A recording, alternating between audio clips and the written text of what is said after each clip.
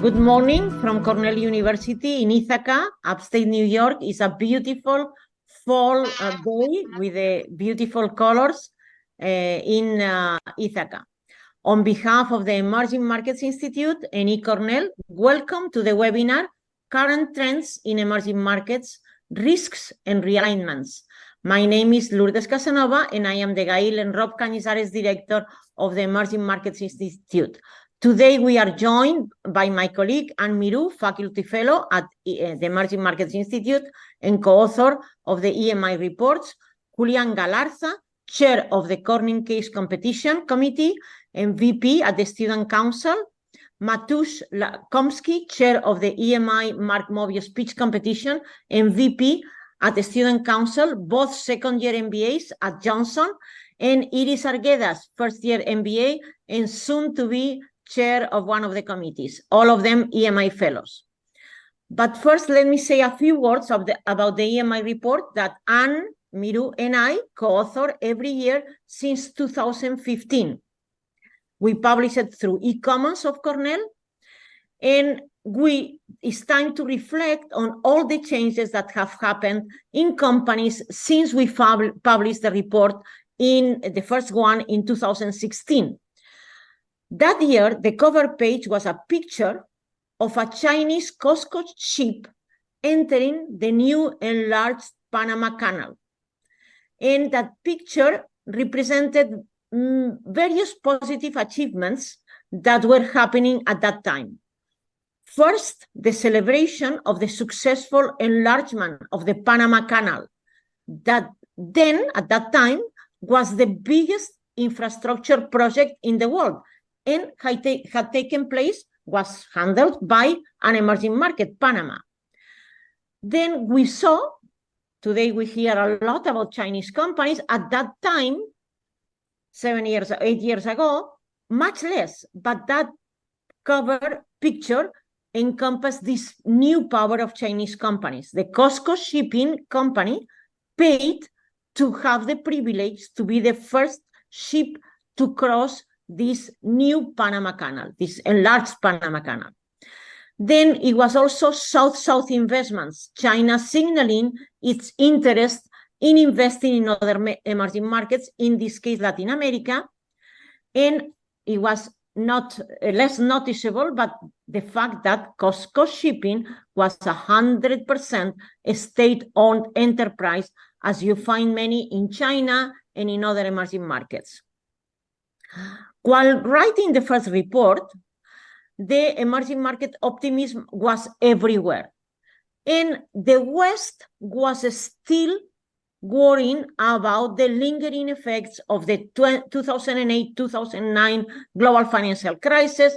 The European Union countries faced a major challenge with the debt crisis. Greece, Portugal, Ireland, Spain, and Cyprus were unable to repay or refinance their government debt. And then in June 2016, we published the report, always with the EMI conference, in November. So June 2016, surprisingly for many of us, the United Kingdom voted in a referendum to leave the European Union. The emerging markets optimism has been reflected in the titles of the previous reports that have been the China Surge, Emerging Multinationals in a Changing World, Emerging Markets Reshaping Globalizations. Last year was Reinventing Global Value Chains. And this year, I would say for the first time in the last 8 years, we signal this kind of certain pessimism, preoccupation for what is happening in the world right now. The title is Risks and Realignments. And risk refers to geopolitical risks. EMI defines in consultation with the advisory council, with the students, with all our stakeholders, the theme of the year. And I remember talking to Bob Staley, an alum, a very senior alum from Cornell, and said, you know what? I don't know how to measure geopolitical risk, and now I have to do it for all my investments. So what has changed? On the one hand, the presence of governments. And on the other hand, the demands from societies for companies that go beyond the economic gains, as some say, from profits to values. What is more important, profits or values? And of course, the answer would be values are very important. So regarding governments had always intervened in developing countries and emerging countries because they had to help the development of their countries. What is relatively new or quite new is that Western countries are launching industrial policies to remain competitive. So from trade sanctions that one could say, okay, behind this industrial policy, to governments intervening in gaining prominence against the markets. Then companies are also facing scrutiny regarding purchases. Then also governments protect their own national champions, while this was done mainly by emerging markets. And since COVID, since the COVID crisis, the reorganization of the value chains from efficiency to resilience, and companies have to take into account all these while designing their business strategies. So from the search for efficiencies, we now talk about from offshoring to nearshoring, so close by, to achieve value chains that have geographical proximity, and friendshoring or ally shoring, whatever it means, because friends are friends sometimes and then not. So we are dividing de facto countries that are friends and allies from countries that are not, while this difference was much more fuzzy before. We will now review how and why we got to this point and what has been the underlying economic and geopolitical forces that have led to these radical changes in company strategies. And now I pass the word to my colleague, Anne Miro. Thank you very much, Lourdes. So basically, Lourdes gave us a kind of overall background, and I'm going to talk to you about the forthcoming report, the Emerging Market Multinational Report 2023, that we will present at the EMI conference in New York next week. A few words first about the structure of the report. The report is in two parts. We have a first part, which is a little bit more about multinational corporations from emerging market and so the global environment. And then it's written basically by Lourdes, myself, with a collaboration of students and colleagues from Cornell University. And we have a second part, which is external contributors. And we have, for instance, a number of international organizations which contribute, like the OECD, the IFC, the International Development Bank, or university, like, for instance, Uniandes from Colombia and others. So that's the structure of the report. As Lourdes said, the themes, all the chapters are related to the common theme, the theme of the report and the theme of the conference.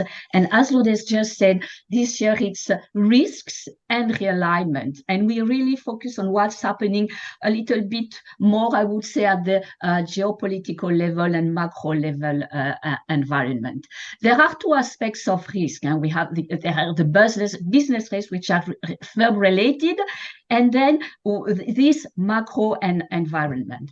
The main point is that, and I will go perhaps a little bit more in detail about that, as we are still in what, this VUCA word, volatile, uncertain, complex, and ambiguous word, which was a kind of put up, if you want, by the US military several years ago. So that's our idea, is to look at the risk, and perhaps, yes, the tone is a little bit more less optimistic, let's say, than a decade ago. And there are many risks. I'm putting aside, not that they are negligible, but they would open a Pandora of box of question. I'm putting the overarching risk, which has climate change, and also to some extent artificial intelligence. What does it mean for the world and for emerging market? So I will only focus in this short presentation on some aspect of the macro environment that we are developing in the report. First, the macro risk. The gross projection for 2023, or the estimates for the world, is a little more than 2%, which is one of the lowest growth rates of the past 15 years. And for emerging economies, a number of them are doing quite well, but perhaps on the ladder of economic development, at the bottom, you have a number of countries which are facing huge difficulty. Inflation is one for the world, but also for emerging markets. Again, not all of them, but a substantial number. Inflation driven by what's happening on the oil markets, the commodity market, the rise in interest rate in international capital market, in advanced economy, the US interest rates, and so on. So inflation is one. Debt is the second one. Debt is not new for emerging markets, definitely, but it's kind of coming back to the center stage.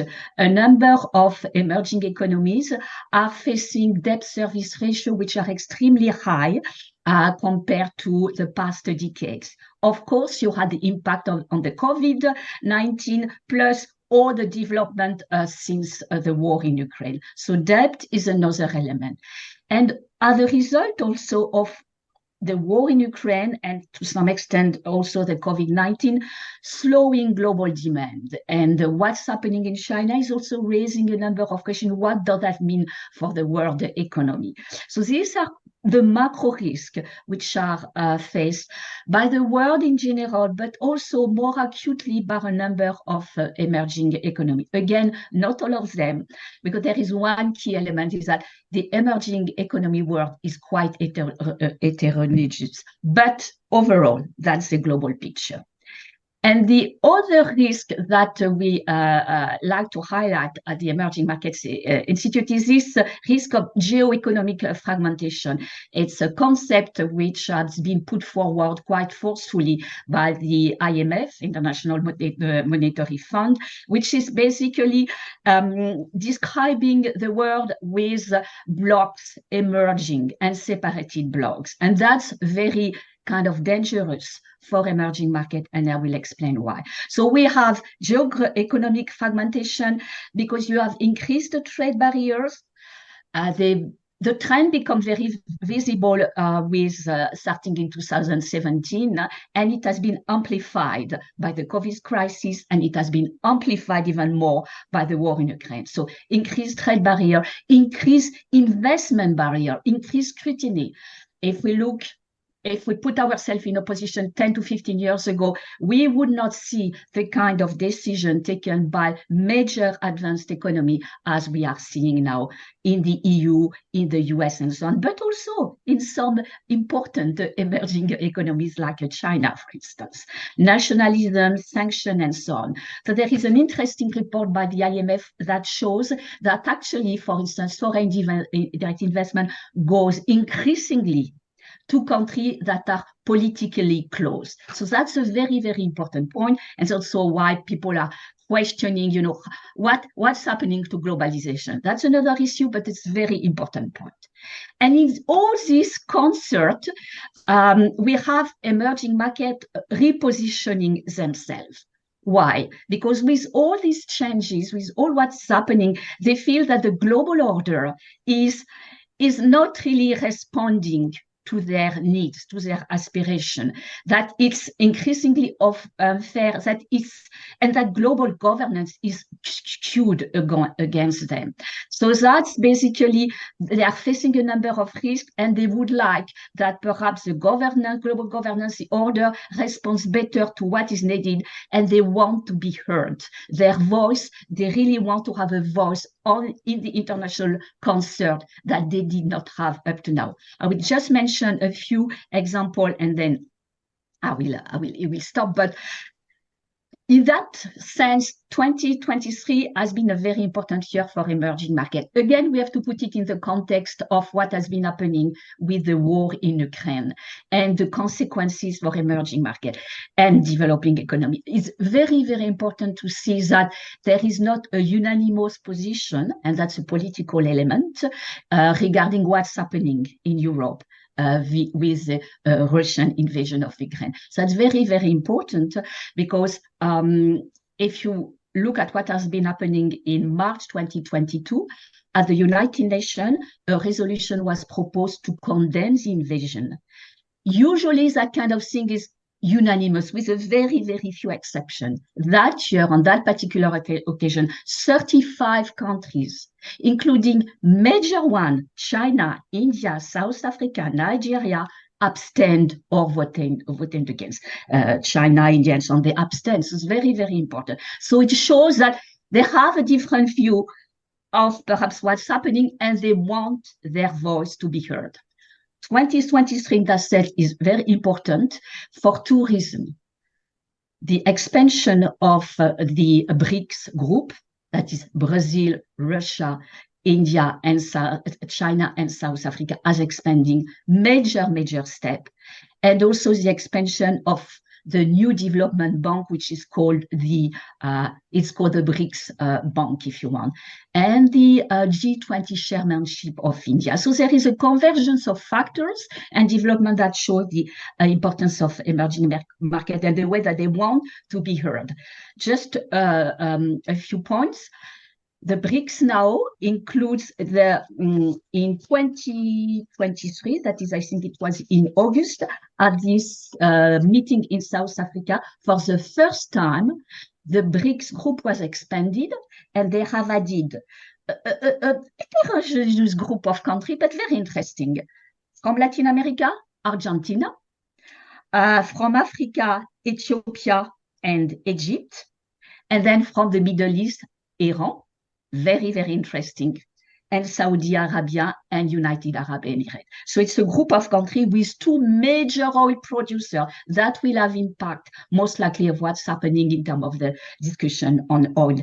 And nowadays, this group is more than a third. It's 12 countries. It's more than a third of the global GDP. It's about half of the global population, and it's 40% of the oil output. So you can see that it's a group, very heterogeneous, lots of issues to discuss in terms of coherence, but very important. And in parallel, the new development bank, the so-called Bank of the BRICS, has expanded. They have added in 2021 Bangladesh, Egypt, again, United Arab Emirates, big producer. Uruguay is on the waiting list. They will be formalized in the coming months. And next in line, Argentina, South Africa, and Zimbabwe. So I wanted to give that example to show that basically something is going on. The landscape is shifting. And that's why we say that there is a realignment, because this group of countries nowadays, it's not only the BRICS or the BRICS policies, that they represent a group of countries or economies in the world that want their voice heard. And they are realigning, or to some extent, that they do not want to be West. They do not want to be against the West. They want to have their voice. So it's people are talking about the non-alignment 2.0. To some extent, we do not align. We have take a position that corresponds to our interests, depending on each question. And so I'll stop there, and you are welcome to attend the conference and definitely read our forthcoming report. And now we pass the word. Yeah, I pass now the word to Julian. Yeah, thank you so much, Anne. And actually, very interesting topic that you were mentioning. I'm very excited to read the annual report and actually go to the conference. I learned a few things that you were mentioning, even that I am in the EMI Institute.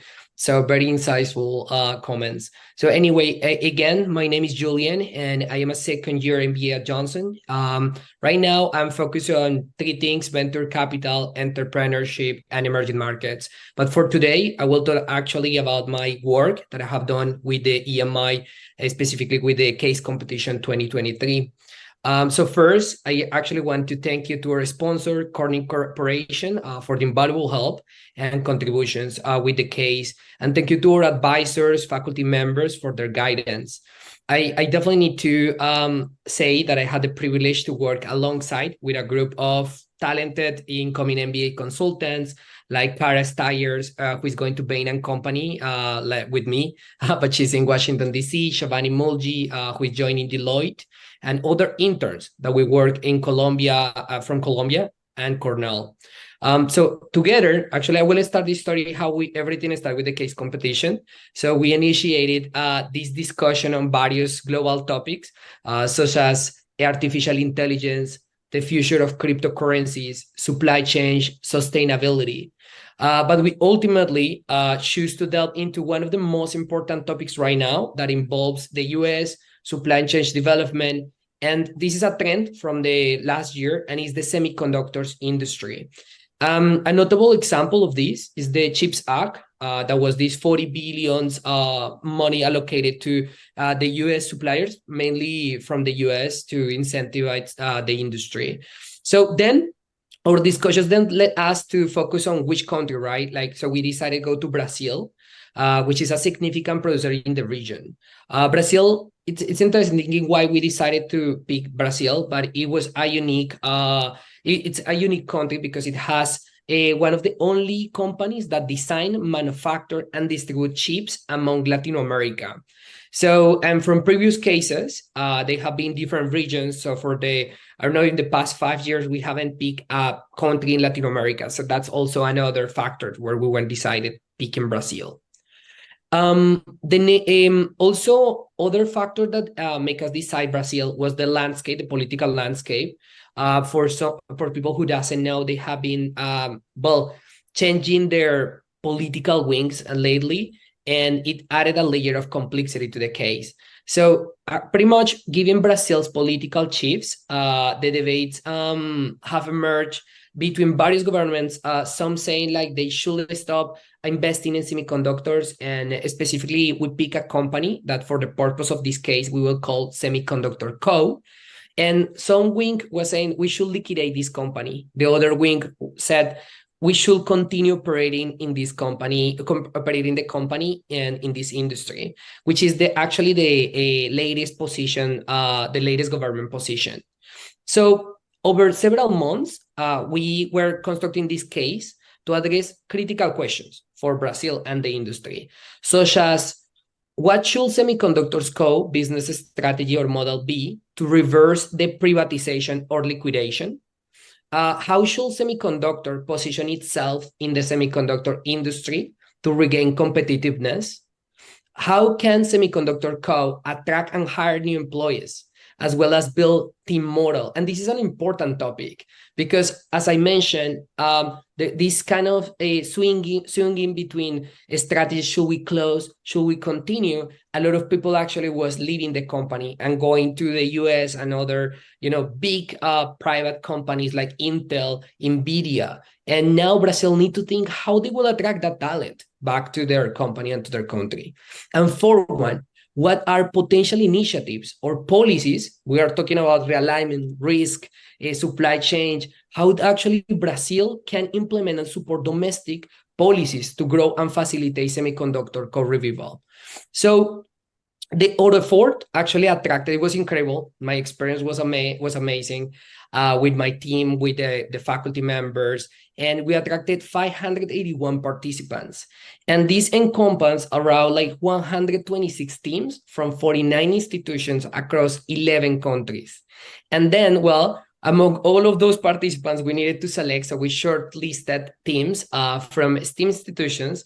Like actually, the finalists that we decided were 5 institutions. So the Institute of Management Indoor, the University of Delhi, Tufts University, Corvinus University from Budapest, and Cornell University, which obviously I'm very happy and proud that we are part of these finalists. So the winner will have the opportunity to get $6,000, but also we have other $4,000 for the other positions in prizes. So definitely we were impressed by the team's results and their innovative solutions. Now we are eager. Definitely, I am personally very interested to see these teams, how they present their findings, answer the judges' questions, and defend their proposed solutions for the company in Brazil and this important topic. So our evaluation criteria is looking for quality of the analysis, the quality of the recommendation, implementation of the plan, the creativity of the teams, and how they present, obviously, during the conference, and how they navigate the Q&A session. So our panelists consist of judges from the industry, academic experts on these matters like semiconductors, and even actually some Brazilian politicians who will be analyzing and evaluating the proposed solutions. So this year holds, immense and significant for both. This topic is very important for both the industry and Brazil. And I will finish saying that we are excited about how the case competition will bring experts from professional and talent students to talk about this essential topic in Brazil. And well, I invite you to join online or in person the conference. And from here, I will pass to my friend and colleague Matush, who will explain about the pitch competition, or an important part in this conference. Yeah, thank you so much, Julian. So once again, hello, everyone. My name is Matush, and just like Julian, I'm a second-year MBA here at Cornell Johnson, and I will tell you a little bit more about our annual pitch competition. So Julian just explained, the case competition, which has been running for multiple years. And, the premise of the case competition is really to give, current students an ability to practice their critical thinking and problem-solving skills that are so critical for future leaders in the emerging markets. Now, just to give you a little bit of background why we started the pitch competition, here you can kind of see that we are all about envisioning the future of emerging markets. And that's why, 3 years ago, we realized that we needed something that focused more on, the immediate impact that can happen in emerging markets with people that have already gone through their graduate education. So 3 years ago, we launched the now annual Cornell EMI Mike Mobius pitch competition, where we invite startups founded by recent graduates to pitch their businesses to compete for a grand prize of $10,000.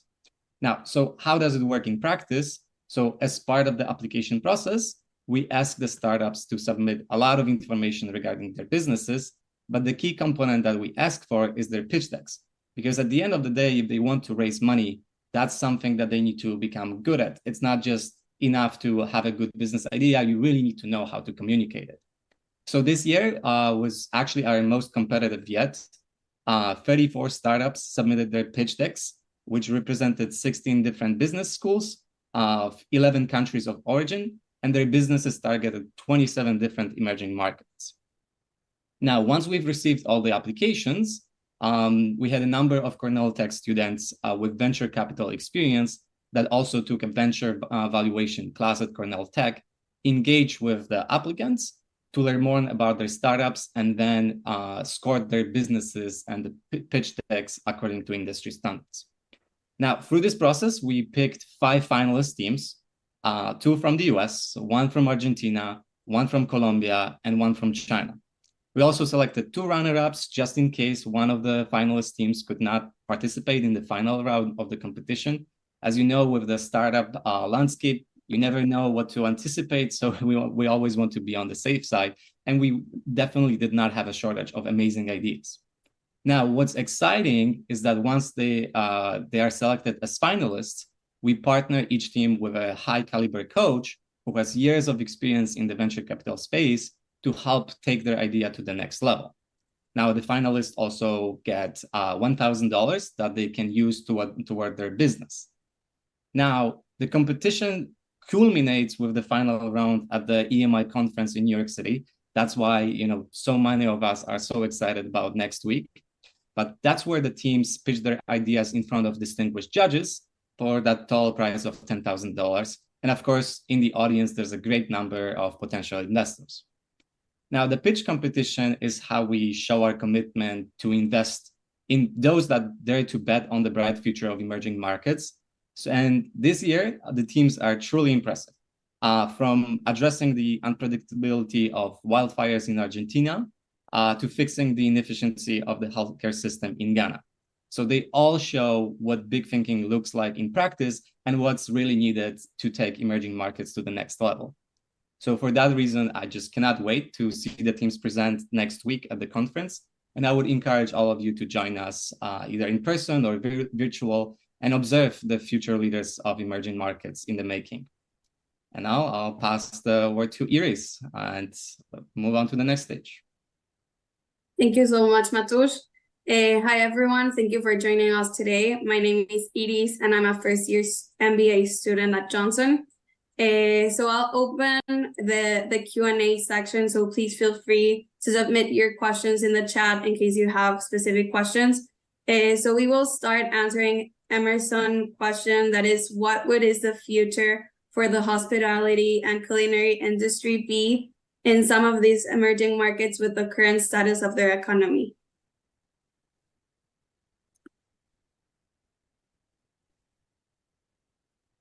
Maybe I can start. So tourism is obviously a very important industry right now, dominated by countries like France, US, and Spain, but obviously emerging markets that are in many cases have so much geographical diversity: Brazil, Colombia, Costa Rica, and Southeast Asia, of course, Indonesia, Malaysia, and so many other countries. And many emerging markets want to get a piece of the cake because it's a very number one in terms of employment. Requires a lot of employment, and there are many countries, definitely Spain or France or even the US, where tourism represents as much as 10% of the GDP. So it's an area that is growing a lot, and it's an area that provides employment, that provides also, in many cases now we see about tourism that is, of course, environmentally friendly. And I think it's an area of tremendous growth for two things. For one, because the number of tourists from emerging markets has grown a lot, and two, because tourists want to move beyond the traditional offerings that has been mainly in Europe. Thank you so much, Lourdes, for your answer. Now a question for Julian. In your opinion, what lessons or insights can MBA students and emerging markets enthusiasts take away from participating in this case competition? Yeah, for sure. That's a great question. So let me think about it. So I will say that there are a bunch, but if I can divide this in two parts, I will say you have the soft skills, technical skills, and then I will say more like presentation-wise skills. So let's see. From technical standpoint, I will say that you will learn a lot about Brazil, for example, the semiconductors industry, applications, like regulation, taxes. I honestly didn't have an idea about this before. And even that I am a mechanical engineer and I'm from Latin America, I'm from Colombia. I didn't know about all of this. I learned a lot. Chips are very complex. They have a bunch of applications, and the process to manufacture a chip is very interesting. I didn't know even what was a buffer, what was like how you assemble all of these chips and how important they are. So I feel that from the technical concepts, you will learn a lot about the industry and about Brazil and the situation, political landscape, very important thing. I even didn't know about how these political swings between the left wing, right wing, who is the president right now, which are kind of how Brazil is promoting these, which is the act, this CHIP Act, and how the US can be involved in countries in Latin America. These are very important topics for leaders and people who are interested on emerging markets. And on the other hand, I will say that soft skills, right? Presentations, wise skills. Being there will actually help you. If you are interested in consulting, this is definitely, and I'm going to, in that career path, this is definitely something that you will need. Like you have a complex question and how actually these amazing teams, I'm very impressed, how they, structure the complex question in different areas to find a good solution. And that's what you will do. Definitely in a career in consulting, is kind of explaining a deep, hard question in an easy way. So I would say that that's two things that people will learn from this case competition. People who are involved can be obviously participating next year or just seeing the solutions of this year. Amazing. Thank you so much for your answer. And now I'll ask a question for Em. So considering all the reports and research that the EMI have done, what would you tell that is the most challenging issue within emerging markets in the past years? Thank you very much. This is a very interesting and puzzling question to some extent because, as I said a moment ago, emerging economy, it's an heterogeneous group. So what may be the most challenging one for one may not be for the others, for instance. And also I would put China aside because it is an animal in itself. And in the group, actually, we always consider China as a particular case. The most challenging thing is that, in a way, the transformation of the global environment in which emerging markets operate, because you have had a succession and the changes of almost the paradigm of the principle on which at least economies were operating. What used to be dogmas are no dogmas any longer. For instance, I've worked a lot on the development and economic growth, and 20 or only 15 years ago, at the turn of the century, we were still, pushing for open trade, no barriers, no investment barriers. External sector is what will help your economy grow and will help your population. That was so. Global open trade, that's the key. There is no longer any global open trade. So the premises on which emerging economies, many of them from Korea, that is not an emerging market any longer, has graduated. The external trade was an engine of growth. Now it's a question mark, is it? And again, I set China apart because it has a big internal market. But what about all the others? You see, so that I think that's a very, very important question. And another one, I said the dogmas are being challenges. Leave it to the market is no longer the mantra that it used to be. So you have a return of industrial policies. The government are back in the picture. So how do you adapt to this new configuration, if you want, which is drastically different from what it was just 10 or 15 years ago? So this is a challenge. The main challenge for me is that the global environment is not as propitious to emerging market as it used to be. For many of them, trade and foreign direct investment was an engine of growth. It's not the case, or not automatically the case any longer. So you have to adapt.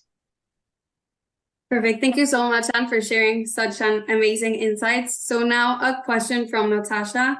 I heard and read in some articles that there might be recessions early next year. What do you think, which are the industries most impacted, and can technology industry sustain? Okay, so let me take this question. I think recession is like waiting for something that is not being realized. Of course, we have been in quite a slowdown. How companies in the West can survive with these very high interest rates that suffocate growth, that of course make any financing of any company much more expensive than it used to be. So definitely, I think no one has the answer. So are we into a soft landing or not soft landing? And let's don't forget, so Anne mentioned that China is a tremendous economic power, the second biggest economy in the world, and an engine of growth for the rest of the world. This year, China seems to be slowing down to 5% growth, so there's a question mark. But let's don't forget, the biggest engine of growth are both the US and Europe. So if both go down, as they are going down into growth, will affect the rest of the world. Will this slowing down become a recession? I think no one agrees. Everybody talks about soft landing, and the soft landing, thank God, doesn't arrive. So I think it's an open question, and it's not clear what is going to happen. And probably, the General Assemblies of the World Bank and the IMF just took place in Marrakech, in Morocco. And I think the attention was more from all of us, from all the experts, from all the business leaders, to what was happening in the geopolitical side into who is going to win the next elections, and of course the terrible conflicts that we are living. So the risk has become, and definitely also the risk for a possible recession, hopefully not, but is more geopolitical than strictly economic. Is the oil price going to keep on going up? Has gone up, has gone down, has gone up again. Metals, copper and others have gone up, have gone down. So again, depending on the expectation, if these geopolitical conflicts, these geopolitical tensions and terrible conflicts go one way or the other. So risk has been displaced from only being economic, and that's hence the title of this year's conference, the theme for this year at EMI is political. It's political, and is much. We are not used to measure these risks. Again, so if you look at economic news, the the annual meetings of the IMF or the World Bank would concentrate so many news from those. We heard much less. We heard much less because our worry is somewhere else. So that's difficult. Thank you so much, Lourdes, for your answer. So now a question for Matush. What are some standout examples from the finalist teams this year, and how do their innovations address pressing issues in emerging markets? Yeah, thank you for asking this question. I think, as I mentioned before, like this year, we have some incredible teams. I had already mentioned 2 ideas, but let me expand on those 2. So maybe let's start with Ghana. So the team, the startup is called One Health Plus, and they recognize that in Ghana, it can take days from having a doctor visit to actually having medicine prescribed for you. So as you know, for people living in the first world country, that may sound crazy, but that's kind of just the reality in Ghana. But they also realized that a lot of people in Ghana depend on remittances from abroad. So they started working on a platform that allows basically leveraging these remittances to not just schedule a doctor visit, but also provide the medication kind of outright. So the moment you schedule the visit and you go see the doctor, already some medicine is prepared for you so that you can leverage just one visit to get both. So I think that's a very exciting example of where, people are focusing on an issue that is very critical to the people living in Ghana. And we have a startup basically that, is dedicating their time and resources to solving that problem.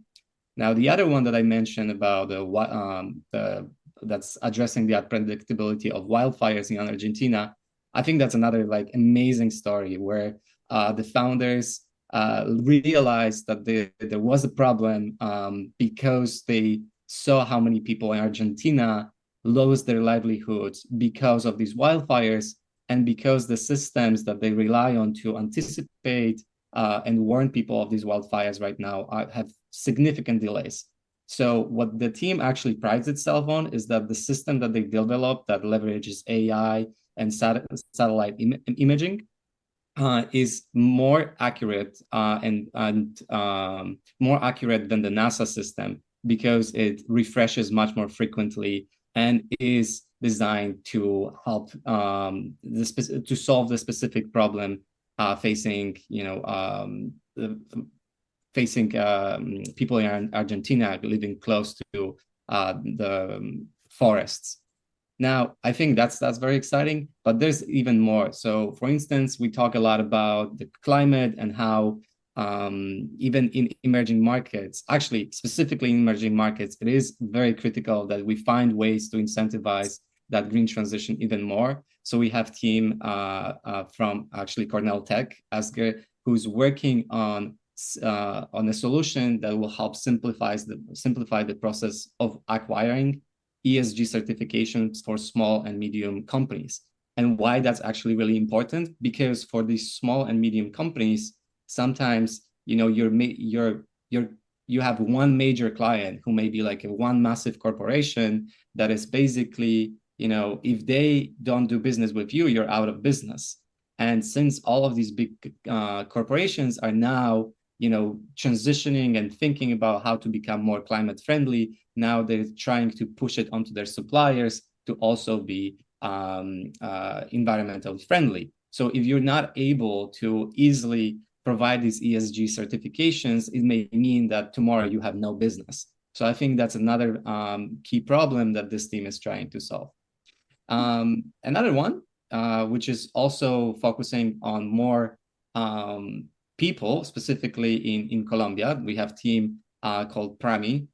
They recognize that in rural areas and in small towns, those areas are very underserved when it comes to demand for loans. So typically they don't have access. So the team is working on a solution that allows more accessibility for microloans in towns and rural areas right now, specifically in Colombia. And last team that is also a finalist from Hong Kong Polytechnic University, they're also pushing for a solution that leverages quantitative management of carbon emissions, specifically for the construction industry. So we know that China specifically, it still continues its boom when it comes to construction. And when we're thinking about the transition to climate-friendly solutions, definitely the construction industry is a massive polluter. So having solutions that can capture those emissions and quantify them so that there can be progress toward it is also exciting, and that there's a team that's thinking about it. So I'm honestly, I am not playing favorites here at all. I am very curious how all these presentations are going to play out and who's going to win.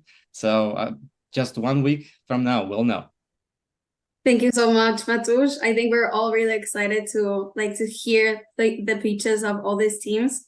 And now a question for Lourdes. So as Matusz mentioned, the pitch competition was launched 3 years ago. So what motivated the Emerging Market Institute to establish the pitch competition? And in your perspective, how has the competition evolved over the last 3 years? Thank you, Iris. So 2 things. One, EMI is about building bridges and encouraging dialogue.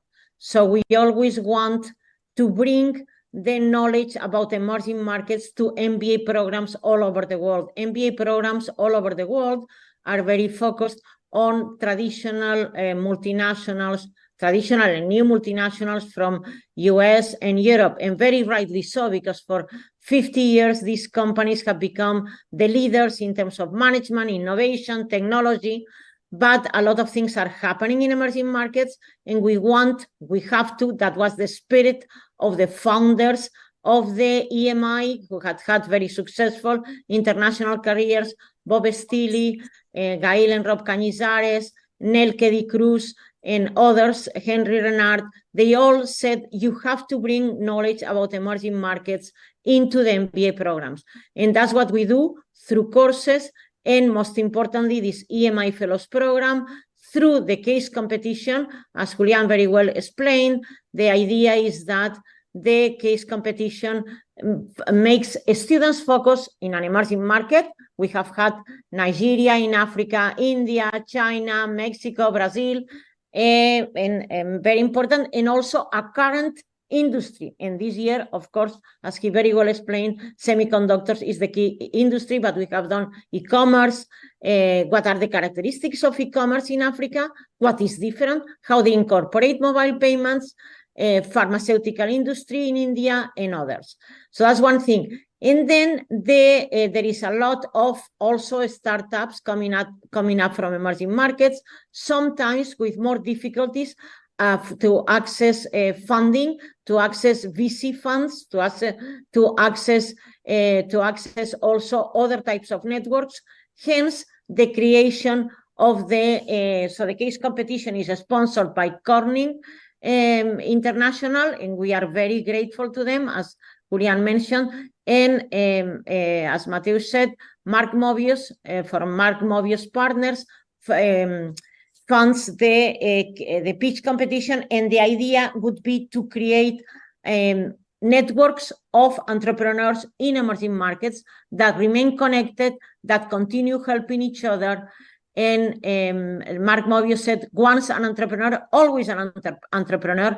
And yes, it's true that their access to financing is more difficult. So the idea is to create these networks, to exposure them. And Mateus mentioned the 5 finalists from this year. So they come to Cornell.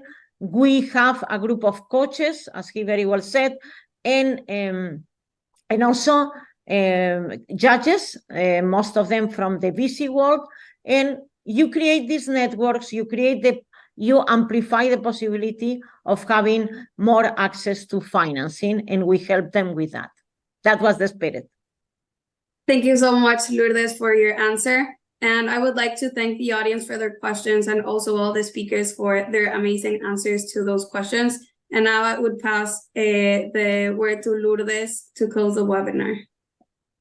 Thank you very much, Julian, Iris, Mateus, and my colleague Anne.